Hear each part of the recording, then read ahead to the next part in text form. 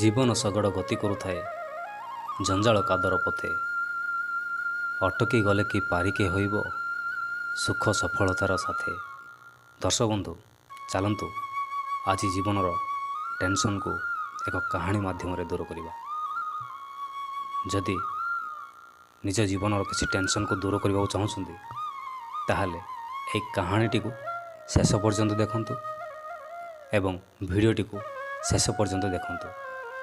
ଯଦି ଭଲ ଲାଗିଥାଏ ତାହେଲେ ଲାଇକ୍ଟିଏ କରନ୍ତୁ ଏବଂ ସବସ୍କ୍ରାଇବ୍ଟିଏ ମଧ୍ୟ ନିଶ୍ଚୟ କରନ୍ତୁ। ଧନ୍ୟବାଦ। ଦିନେ ଜଣେ ଯାଦୁଗର ନିଜର ଯାଦୁ ଦେଖି ପ୍ରସିଦ୍ଧ ହେବାରେ ଲାଗିଛନ୍ତି। ଏହି କଥା ରାଜାଙ୍କ କାନରେ ପଡ଼ିଲା। ରାଜା ଏହି କଥା ଶୁଣି ବହୁତ ଖୁସି। ନିଜ ରାଜ୍ୟରେ ମଧ୍ୟ ଏମିତି ବିଖ୍ୟାତ ଯାଦୁଗର ଅଛନ୍ତି। ସେ ସେହି ଯାଦୁଗରଙ୍କୁ ନିଜର ରାଜପ୍ରସାଦ ଭିତରକୁ ଡକାଇଲେ। ଯେତେବେଳେ ସେ ଯାଦୁଗରଙ୍କୁ ଡକାଇଲେ, ଯାଦୁଗର ମଧ୍ୟ ଏ କଥା ଶୁଣି ବହୁତ ଖୁସି, ଯେହେତୁ ତାଙ୍କୁ ବହୁତ ବଡ଼ ଚାନ୍ସ ବା ବହୁତ ବଡ଼ ସୁଯୋଗ ମିଳିଯାଇଛି। ଯାଦୁଗର ଭାବିଲେ, ମୁଁ ତ ଜୀବନରେ ବହୁତ ଯାଦୁ ଦେଖେଇଛି, କିନ୍ତୁ ଆଜି ଏକ ଏମିତି ନୂଆ ଯାଦୁ ଦେଖେଇବି ଯାହା ରାଜା ଦେଖି ଆଶ୍ଚର୍ଯ୍ୟ ହୋଇଯିବେ। ସେ କ'ଣ କଲେ, ରାଜାଙ୍କର ମୁକୁଟଟିକୁ ଯାଦୁ ବଳରେ ଉଡ଼େଇ ଦେଲେ। ରାଜା ଏହା ଦେଖି ପୁରା ରାଗିଗଲେ, କାହିଁକିନା ସେଠି ଦେଖୁଥିବା ଲୋକମାନେ, ମନ୍ତ୍ରିମଣ୍ଡଳ ସମସ୍ତେ ଖୁବ୍ ଜୋର ଜୋରରେ ହସିବାରେ ଲାଗିଥିଲେ। ରାଜା ରାଗି ଯାଇ ସେ ଯାଦୁଗରଙ୍କୁ ଏମିତି ସଜା ଦେଲେ, ସେ କ'ଣ କଲେ, ଗୋଟିଏ ଅନ୍ଧାର କୋଠରୀର ବ୍ୟବସ୍ଥା କରାଗଲା ଏବଂ 7 ଦିନ ପରେ ସେ ଯାଦୁଗରଙ୍କୁ ଫାଶୀ ଦେବାର ମଧ୍ୟ ବ୍ୟବସ୍ଥା କରାଗଲା। ଯାଦୁଗର ଜଣଙ୍କୁ ସେ ଅନ୍ଧାର କୋଠରୀରେ ରଖାଗଲା। କିଛି ସମୟ ପରେ ସେ ଯାଦୁଗରଙ୍କ ପତ୍ନୀ ଏହା ଶୁଣିବାକୁ ପାଇଲେ। ସେ ଦୁଃଖରେ ଭାଙ୍ଗି ପଡ଼ିଲେ।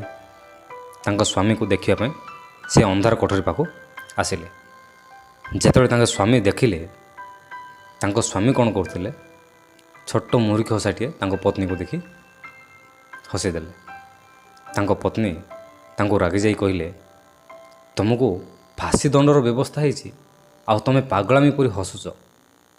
ଏହାର ଉତ୍ତରରେ ଯାଦୁଗର ଜଣକ କହିଲେ, ମୋତେ ତ ଫାଶୀ ଦଣ୍ଡର ଆଦେଶ ହେଇଛି, କିନ୍ତୁ ଏବେ ନୁହେଁ, 7 ଦିନ ପରେ। କିନ୍ତୁ ଏହି 7 ଦିନ ସମୟ ମୁଁ ତ ଖୁସିରେ ବଞ୍ଚିପାରିବି। ଯେତେ ଦିନ ସମୟ ମୋ ହାତରେ ଅଛି, ମୁଁ ସେତେ ଦିନ ଖୁସିରେ ବଞ୍ଚିପାରିବି ଆଉ ମୋ ଇଚ୍ଛାରେ, ମୋ ମର୍ଜିରେ ବଞ୍ଚିପାରିବି। ଏହା ଶୁଣି ତାଙ୍କ ପତ୍ନୀ ଆହୁରି ରାଗିଗଲେ ଏବଂ ରାଗିଯାଇ ସେ ନିଜ ଘରକୁ ଫେରିଗଲେ। ଏମିତି ଦିନେ ଗଲା, 2 ଦିନ ଗଲା, ଫାଶୀ ଦେବାର ଦିନ ଆସିଲା। ଯାଦୁଗର ଜଣକ ଫାଶୀ ଦେବା ସ୍ଥାନକୁ ଗଲେ।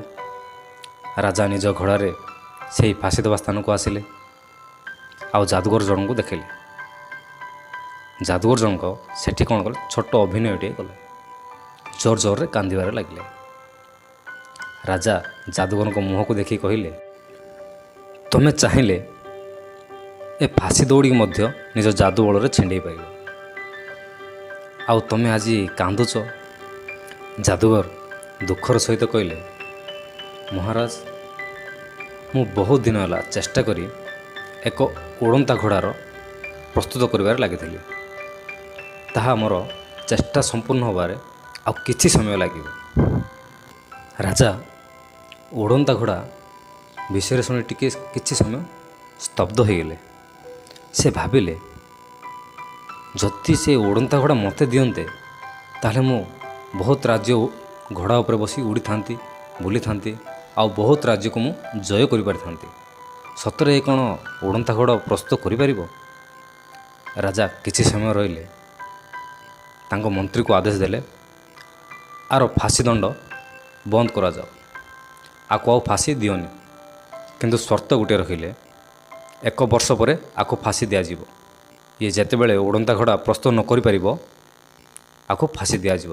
ଯଦି ଉଡ଼ନ୍ତା ଘୋଡ଼ା ପ୍ରସ୍ତୁତ କରିପାରିଲା, ତାହେଲେ ମୋ ତରଫରୁ ବହୁତ ଇନାମ ଦିଆଯିବ। ଯାଦୁଗର ଫାଶୀ ନ ପାଇ ଘରକୁ ଫେରିଲେ। କିନ୍ତୁ ତାଙ୍କ ପତ୍ନୀ, ପିଲା, ଛୁଆ ସମସ୍ତେ ଦେଖି ବହୁତ ଖୁସି ମନେ କରୁଥିଲେ, କାହିଁକିନା ତାଙ୍କ ବାପା ଫେରି ଆସିଛି, ତାଙ୍କ ସ୍ୱାମୀ ଫେରି ଆସିଛି। ଯାଦୁଗରଙ୍କର ପତ୍ନୀ ଯାଦୁଗରଙ୍କୁ ପଚାରିଲେ, ତୁମେ କେମିତି ଏ ଫାଶୀ ଦଣ୍ଡରୁ ମୁକୁଳିକି ଆସିଲ? ଯାଦୁଗର ତାଙ୍କ ପତ୍ନୀକୁ କହିଲେ, ମୁଁ ରାଜାଙ୍କୁ 1 ବର୍ଷ ପରେ ଏକ ଉଡ଼ନ୍ତା ଘୋଡ଼ା ଦେବି ବୋଲି କହି ମିଛ କହି ମୁଁ ସେ ଫାଶୀ ଦଣ୍ଡରୁ ମୁକୁଳିକି ଆସିଛି। ଏହା ଶୁଣି ତାଙ୍କ ପତ୍ନୀ ବହୁତ ରାଗିଗଲେ ଆଉ ତାଙ୍କୁ ଗାଳି ଦେବାର ଲାଗିଲେ, କାହିଁକି ନା ଉଡ଼ନ୍ତା ଘୋଡ଼ା ଏକ ମିଛ ସ୍ୱପ୍ନ। ଯାଦୁଗର ତାଙ୍କ ପତ୍ନୀକୁ କହିଲେ, 7 ଦିନରେ ମୋ ସମୟ ମୋ ଭାଗ୍ୟ ମୋତେ ଏତେ ସାଥ ଦେଲା ଯେ ମୁଁ ଫାଶୀ ଦଣ୍ଡରୁ ମଧ୍ୟ ମୁକୁଳି ପାରିଲି। ମୋ ହାତରେ ତ ବର୍ଷେ ସମୟ ଅଛି, ସମୟ କଥା କିଏ କହିପାରୁଛି। ଯାଦୁଗରଙ୍କ ପାଇଁ ଖୁସିର ବିଷୟ ଏହା ଥିଲା ଯେ 3 ମାସ ପରେ ସେ ରାଜାଟି ମରିଗଲେ ଏବଂ ମନ୍ତ୍ରିମଣ୍ଡଳ ମଧ୍ୟ ବଦଳ ହୋଇଗଲା। ନା ସେ ରାଜା ରହିଲେ, ନା ସ୍ୱପ୍ନର ଘୋଡ଼ା ତିଆରି ହେଲା, ନା ଯାଦୁଗର ଫାଶୀ ପାଇଲେ। ଦର୍ଶକ ବନ୍ଧୁ, କାହାଣୀଟିଏ ସିନା ଛୋଟ ଥିଲା, କିନ୍ତୁ କାହାଣୀଟିର ମହତ୍ଵ ବହୁତ ବଡ଼ ଥିଲା। କାହିଁକି ନା ଆମେ ସବୁବେଳେ ଭବିଷ୍ୟତ କଥା ଭାବି ଦୁଃଖ କରିଥାଉ ଆଉ ଅତୀତ କଥା ଭାବି ଅନୁତାପ କରିଥାଉ, ଯାହାଦ୍ୱାରା କି ଆମର ବର୍ତ୍ତମାନର ସମୟଟିକୁ ଆମେ ଦୁଃଖରେ ହିଁ ସାରି ଦେଇଥାଉ। ଏହି କାହାଣୀଠାରୁ ଆମେ ଏତିକି ଶିଖିବାକୁ ପାଇଲୁ ଯେ ବର୍ତ୍ତମାନ ଯାହା ଘଟୁଛି ତା ଉପରେ ଫୋକସ୍ କର। ଯଦି ଖୁସିର ସମୟ ଖୁସିରେ ହିଁ କାଟନ୍ତୁ, ଯଦି ଦୁଃଖର ସମୟ ତାହେଲେ ଧୈର୍ଯ୍ୟର ସହିତ ସାମ୍ନା କରନ୍ତୁ। ଭବିଷ୍ୟତ କଥା ଭାବି ନିଜର ବର୍ତ୍ତମାନ ସମୟକୁ ନଷ୍ଟ କରନ୍ତୁନି ଆଉ ଅତୀତ କଥା ଭାବିବାଟା ହିଁ ଭୁଲ। ଯଦି ଭିଡ଼ିଓଟି ଭଲ ଲାଗିଛି ତାହେଲେ ଲାଇକ୍ କରନ୍ତୁ ଏବଂ ନିଜ ସାଙ୍ଗମାନଙ୍କ ପାଖକୁ ସେୟାର ମଧ୍ୟ କରନ୍ତୁ। ଏମିତି ନୂଆ ନୂଆ ଭିଡ଼ିଓ ଦେଖିବା ପାଇଁ ମୋ ଚ୍ୟାନେଲକୁ ସବସ୍କ୍ରାଇବ୍ ମଧ୍ୟ କରନ୍ତୁ। ଧନ୍ୟବାଦ।